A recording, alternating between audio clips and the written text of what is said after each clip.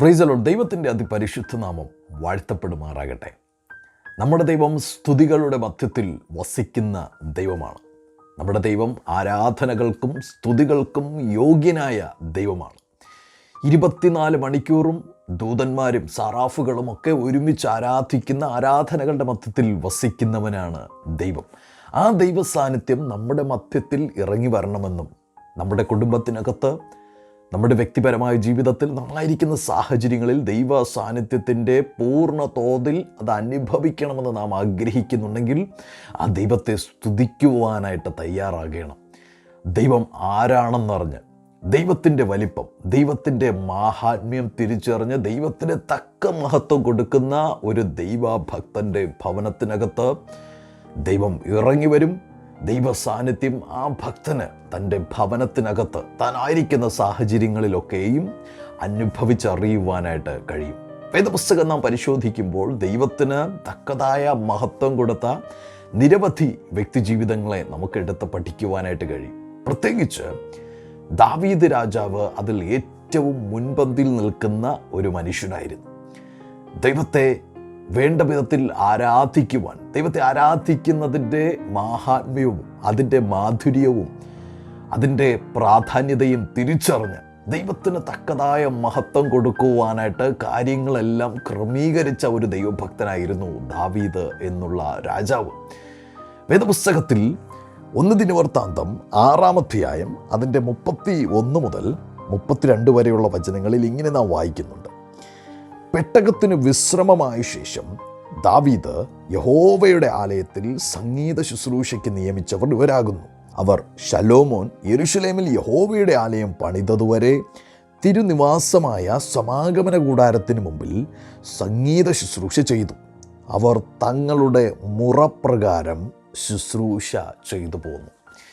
ഇവിടെ നാം കാണുന്നത് ഇസ്രായേലിൻ്റെ മധുര ഗായകനായ ദാവീദ് ദൈവത്തെ ആരാധിക്കുവാനായിട്ട് ഒരു കൂട്ടം പേരെ നിയമിച്ചാക്കുകയാണ്. പ്രത്യേകിച്ച് ലേവി ഗോത്രത്തിൽ നിന്ന് ചില സംഗീതക്കാരെ യഹോവയെ ആരാധിക്കുവാനായിട്ട് വേണ്ടി മാത്രം നിയമിക്കുകയാണ്. ഓർക്കുക, ഒരു രാജാവാണ്, ഇസ്രായേൽ എന്നുള്ള രാഷ്ട്രത്തെ ഭരിക്കുന്ന ഒരു രാജാവാണ്. ഏകദേശം 4000 പേരെ, 1 ദിനവൃത്താന്തം 23-ാം അധ്യായം അതിൻ്റെ 5-ാമത്തെ വചനം വായിക്കുമ്പോൾ ഏകദേശം 4000 പേരെ ദാവീദ് തൻ്റെ ചിലവിൽ അവരെ ഒരു സ്ഥലത്ത് പാർപ്പിക്കുകയും ആരാധിക്കുന്നവരായ അവർക്ക് വേണ്ടി കാര്യങ്ങളൊക്കെ ചെയ്തു കൊടുക്കുകയും ചെയ്യുന്നത് നമുക്ക് കാണുവാനായിട്ട് കഴിയും. ഒന്ന് ചിന്തിക്കുവാനായിട്ട് കഴിയുമോ? ആരാധിക്കുവാനായിട്ട് വേണ്ടി മാത്രം തൻ്റെ കൊട്ടാരത്തിൽ നിന്ന്, തൻ്റെ ഭണ്ഡാരത്തിൽ നിന്ന് 4000 പേരെ തീറ്റിപ്പോറ്റി അവരെ പരിപോഷിപ്പിക്കുകയും ആരാധിക്കുവാനായിട്ട് വേണ്ടി മാത്രം നിയോഗിക്കുകയും അങ്ങനെ ഒരു ഡെസിഗ്നേഷൻ തന്നെ ഉണ്ടാക്കിക്കൊടുത്ത് അതിനു വേണ്ടിയിട്ടുള്ള ക്രമീകരണങ്ങൾ ചെയ്യുന്ന ദാവീദ്. ഓർക്കുക, അദ്ദേഹത്തിൻ്റെ ജീവിതം തന്നെ ആരാധനയ്ക്ക് ഒരു മാതൃകയായിരുന്നു. ഇപ്രകാരം ദൈവത്തെ ആരാധിക്കുവാനായിട്ട് 4000 പേരെ കൂട്ടി വരുത്തുന്നതിന് മുമ്പ് യഹോവയുടെ പെട്ടകം യെരൂശലേമിലേക്ക് കൊണ്ടുവരുന്ന ഒരു ദൃശ്യം വേദപുസ്തകത്തിനകത്തും നമുക്ക് വായിക്കുവാനായിട്ട് കഴിയും. യഹോവയുടെ ആലയത്തെ താൻ ഒരുക്കിയ ആ പ്രത്യേക കൂടാരത്തിനകത്തേക്ക് കൊണ്ടുവരുന്ന ആ മഹോത്സവ വേളയിൽ എല്ലാവരും വളരെ സന്തുഷ്ടവാന്മാരായിരിക്കുമ്പോൾ തന്നെ ദാവീദ് ഏറ്റവും സന്തുഷ്ടവാനായി, ഏറ്റവും ഹീനനെന്ന് മീഖൾ പോലും കളിയാക്കത്തക്ക വിധത്തിൽ ഒരു രാജാവിൻ്റെ ആ പ്രൗഢിയെല്ലാം മാറ്റിവെച്ചുകൊണ്ട് ദൈവസന്നിധിയിൽ നൃത്തം ചെയ്ത് ആരാധിക്കുന്ന ഒരു ദാവീദിൻ്റെ ദൃശ്യം നമ്മുടെ മനസ്സിലേക്ക് ഓടി വരുന്നുണ്ടോ? ആ രാജാവ്, അതേ ദാവീദ് രാജാവ് ഈ പെട്ടകം യെരൂശലേമിൽ സ്ഥാപിച്ചതിന് ശേഷം അവിടെ 4000 പേരെ നിയമിച്ചാക്കുകയാണ്. ആ 4000 പേരുടെ പ്രത്യേകത നാം ഇവിടെ വായിച്ചു.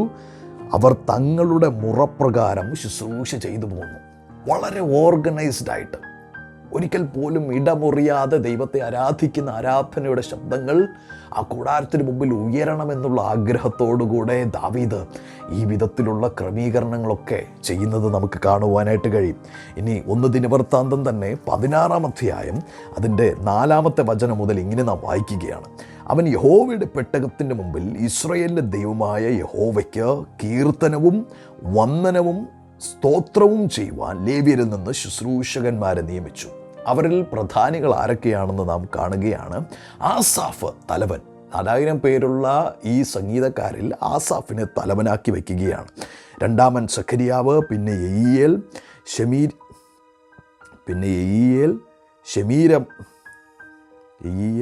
ഷെമീരാമോത്ത്, യെഹിയേൽ, അങ്ങനെ ഒരു ലിസ്റ്റ് കഴിഞ്ഞതിന് ശേഷം ചിലരെ വീണയും കിന്നരവും വായിക്കുവാനായിട്ടാക്കുന്നു.